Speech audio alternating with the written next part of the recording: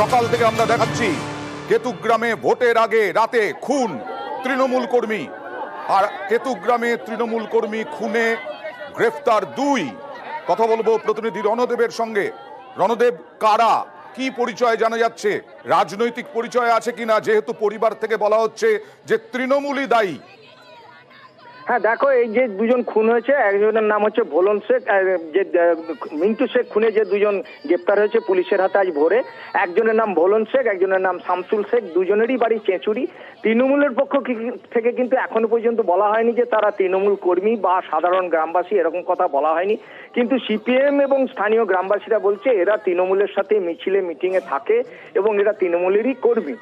এই মুহূর্তে কিন্তু তৃণমূলের সঙ্গে যোগাযোগ করলে তারা বলছে আমরা খোঁজ নিয়ে জানাচ্ছি। তবে এদের মধ্যে যে আরো পরিচয় পাওয়া যেতে পারে, পুলিশ সূত্রে, জেলা পুলিশ সূত্রে যেটা জানা যাচ্ছে, যে এই ধৃতদের মধ্যে যে কোনো একজন সম্ভবত ভিলেজ পুলিশ হতে পারে, কিন্তু সে বিষয়ে কিন্তু সুস্পষ্ট ভাবে কিছু এখনো পুলিশও জানাচ্ছে না।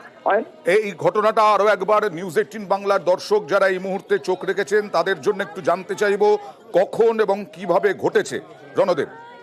হ্যাঁ দেখো, গতকাল রাত্রি 9টা থেকে 9:30টার মধ্যে যখন মিন্টু শেখ, চেঁচুড়ি যার বাড়ি, সে সুদীপুর গ্রামে গেছিল এবং সেখান থেকে নির্বাচনী কাজ সেরে ফেরার সময় একাই ফিরছিলেন এবং তখনই অতর্কিতে তার উপরে বোমা নিয়ে আক্রমণ করা হয়। দুষ্কৃতীরা প্রথমে বোমা ছোড়ে এবং 3টি বোমা ছোড়ে, কারণ 3টে আওয়াজ পাওয়া গেছে, এরকমই প্রত্যক্ষদর্শীরা জানিয়েছিলেন কালকে রাত্রি। এবং তারপরে তার মৃত্যু নিশ্চিত করতে তাকে কোপানো হয়, এলো পাথারি ভাবে কুপিয়ে দেওয়া হয় এবং তারপরে দুষ্কৃতীরা এলাকা ছাড়ে। পুলিশ কিন্তু ধন্যবাদ।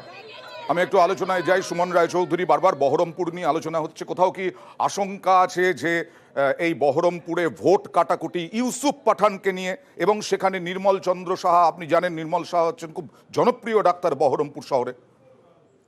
না, নিশ্চয়ই, হয়তো উনি জনপ্রিয়, নিশ্চয়ই মানুষের সেবা করেন, সেসব নিয়ে আমার বক্তব্য নেই। কিন্তু বহরমপুরের নিয়ে তৃণমূলের এত চিন্তা কিসের? এই দেখুন, এক্ষুনি আমাদের পার্টির কন্ট্রোল রুম থেকে খবর এসছে, সালারের বিভিন্ন বুথ নাম্বার, এখানে তো বলা সম্ভব না ডিটেলসে, আপনাকে আমি দিয়ে দিচ্ছি, বিভিন্ন বুথ জ্যাম করে বসে আছে তৃণমূল কংগ্রেস। এক্ষুনি আপডেট এলো।